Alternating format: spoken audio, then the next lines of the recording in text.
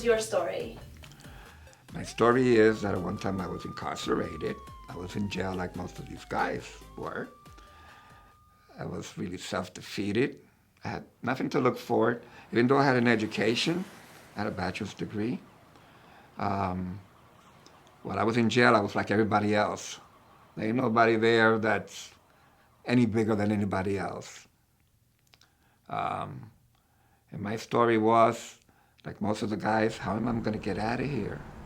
When am I going to get out of here? And what am I going to do when I get out of here? But here's the big one. When I'm in here, what is happening to my family? My wife, my kids, lost a job. That was tough because I didn't know what to expect. And by the way, when you're in jail, I heard this almost immediately. I think I was there a couple of days when a guy said, "Are you married?" I said, "Yes." "You have a mother?" "Yes." He says, "Well, let me just tell you right now. In the first 6 months, forget about your wife. You're going to be here 6 months, forget about you. In 12 months, forget about your mom. Forget about your family. The only thing you got is us." And that was true to a large part. I didn't think it was going to happen to me. So I said, yeah, right. It's going to happen to me. So that was tough. There was a couple that came into to the jail. They were ministers. They started talking to me about God and stuff like that. And to be honest with you, I didn't want to hear that stuff. I wanted somebody to tell me what was going to happen to me. That's all I cared about. After a while, that made more sense. If I was not going to have anything outside, I must well have God in my life. So I started looking towards that. But when I talk to these guys, I asked them one question. I always go around the table, and this is what I always ask. So how many bits do you have? And bits means how many times you've been in jail. 8 times, 3 times, twice. I go around the table. And when they tell me, well, anything over 2 bits, 2 or more, to me that's too much. Then I tell them this, so you like this place. You must like this place. You keep coming back. And then I tell them a little story. Suppose that we were both outside and I took you out to have lunch. Good restaurant. We're both in there. I said, I'm taking care of the tab. Then we started eating, and then we threw the food out of our mouths. And we hate that food. Are you going to come back next week to this place? Are we going to come back here again? No. We didn't like the food. So you must like the food in this place because you keep coming back. You must like what you wear because you keep coming back. You'd like to be told when to get up, when to go to bed, what to watch on TV. You must like all that stuff. You know why? Because if you've been here more than 2 times, you keep coming back. I hate this place. God didn't even create a place like this. I don't know why you keep coming back. Okay, so we can say, well, it's tough out there. Well, yeah, it's tough out there. Nothing is ever a piece of cake. You have to earn what you do. Sometimes there's not opportunities. You got to make your opportunities. But you got to do something different because what you're doing, it sucks. You're bad at it. You're not good at it. You keep making the same mistake. You keep coming back. And I know that some of you guys, I say to them, have been through this before because when you were a kid, someone has either abandoned you, either your father wasn't there or he was in prison. I had one day a group like I'm having with guys, and I had the grandfather, the father, and the son. How outrageous is that? That pissed me off. I said, how can this happen? One generation did not learn from the other generation. This place sucks. But if you like it, you can have all the bits you want. So why did First Diversity start? First Diversity's birth was because I didn't have a job. The company that I was working for sold to another company. I was the regional HR director, and that new company coming in had their own person already. So I was without a job. So I panicked and started working for Walmart. Yeah, I remember that. The embarrassing part of Walmart, by the way, was that all the people who used to work for my company, or that I work for, would see me and say, "Aren't you the HR director there?" No. "Aren't you Miguel Ten?" No. Not at $9 an hour. No.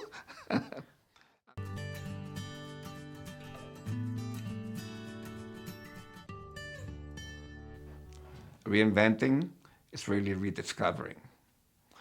That's it in a nutshell.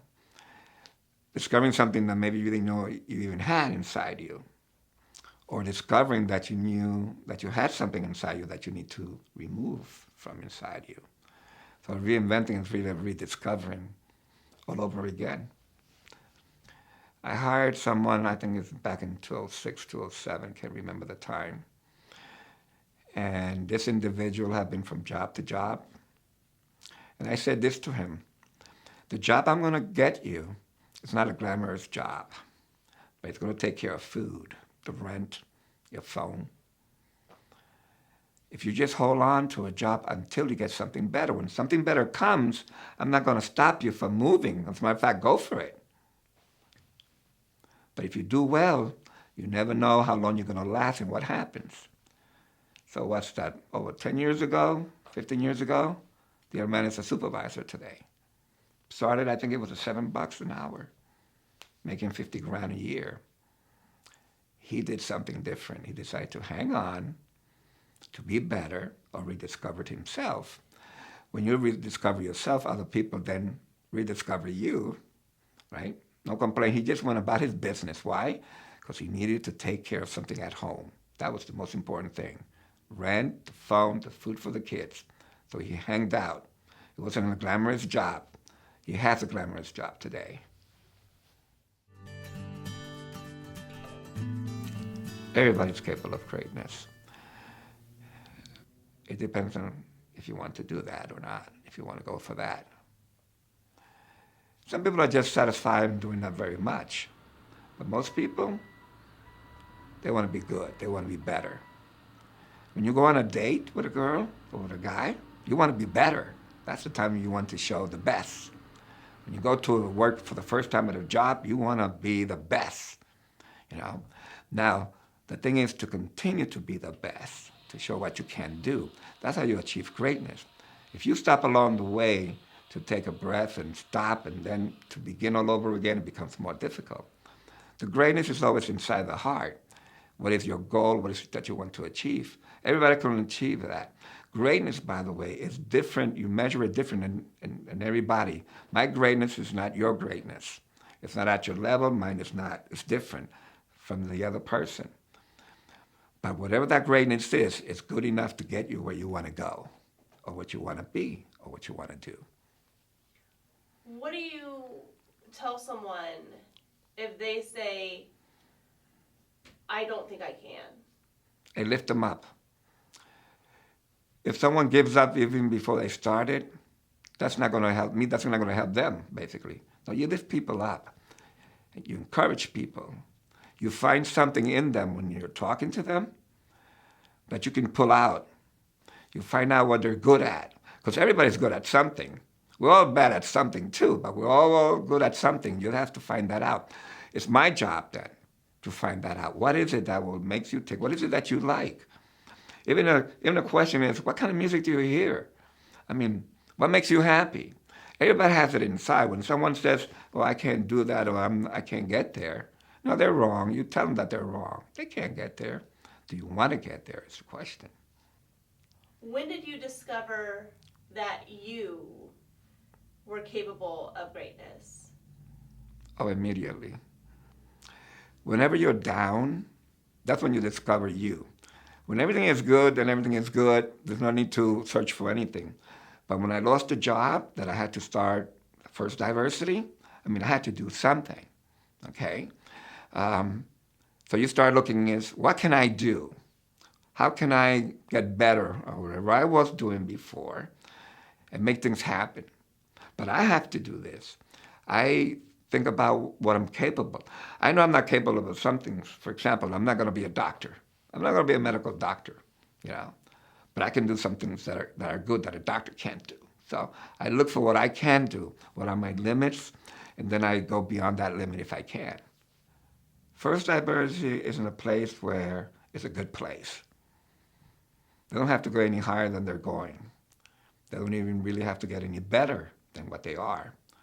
What they have to do is produce for people. That's what they have to continue. If you get to first place, you don't want to go to second place.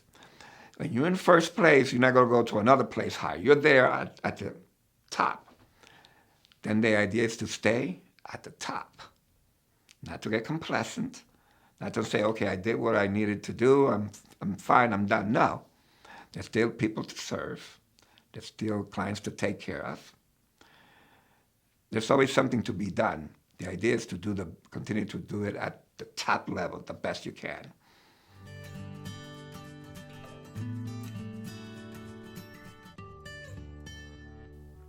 I didn't like coming to jail.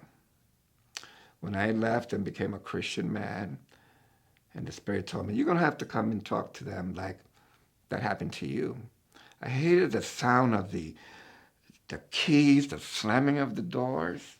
I hated all that. It took me almost 15 years to become a chaplain and to come to talk to these guys. And I don't care, I've been doing this for 7 years. I don't care if once a month only one guy listens to me. Only one. That would be fine with me. I'll keep coming back if I can get another one. There's some guys who are making it. Not many, but at least they're giving it a shot. What's at stake? Well, it's not just the job, man. It's the family. It's the kid. It's the wife, parents. One of my toughest times is this. I'll never forget, it happened 4 years ago. It was December 10th, on a Sunday night. It was like 3 below. It's 10 o'clock p.m. I'm sitting in front of the TV, pajamas, hot cocoa, and my best TV show is coming on. I'm going to watch that TV show. The phone rings. It's a deputy. It's Miguel. He says, we have an inmate that his mother just passed away. Can you come and tell him? I said, okay. I didn't want to go. I was upset. I said, man. And I'm putting my clothes on slowly. My wife says, what's going on? I said, I got to go to the jail. I don't want to go to the jail. 10 o'clock, 3 below, please. But as I'm putting my key into the car, I said, that's what pastors do. That's what chaplains do. They go take care of somebody. And I would have wanted somebody to do that for me. So I came. And I held his hand and he cried. And that was the big deal for me. So some of these guys, I tell them when they come in, I speak really blunt to them. I tell them, this is, you want a job? You're going to have to hold on to the job. I can help you there. Don't tell me you're not going to have a job. I can get you there. That I could do. Right? But you're going to make any changes. Don't be BSing me about you're going to do this and do that. Come on, I've been there before. Did 2 years upstate New York. I know what it's like, so don't BS me.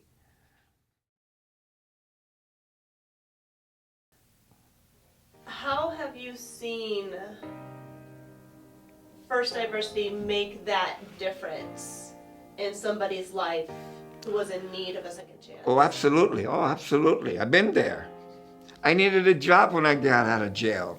And I tell you, people will tell me, well, now you're a felon. I said, okay. I got education. The education didn't matter. The fact that I was a felon mattered. Because employers don't want to hire a felon. Listen, you could be a straight-up guy and you have tattoos in your face. They're not going to hire you. They'll say you're a felon because you look like a felon. First, I actually made a difference because I made sure it made a difference. When I went to talk to the employer about someone, I said, this is the guy you want. This is the lady you want.